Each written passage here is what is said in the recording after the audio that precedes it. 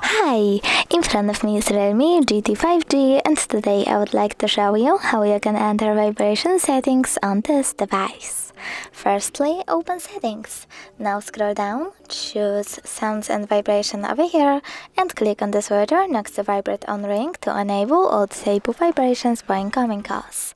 After that, click on Vibration Intensity and adjust intensity of vibrations for incoming calls, notifications, and touch vibrations by swiping left or right.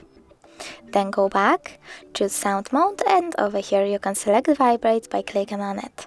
Then scroll down again, choose Ringtone, tap on Vibration, and pick one of these vibration patterns for your incoming calls by tapping on the chosen one.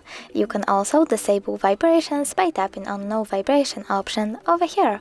Then go back again. And finally, click on More Sounds and Haptics, and over here you can click on the switcher next to Vibrate on Touch to enable or disable it. Thanks so much for watching. If you enjoyed this video, smash that like button, comment, and don't forget to subscribe. Bye!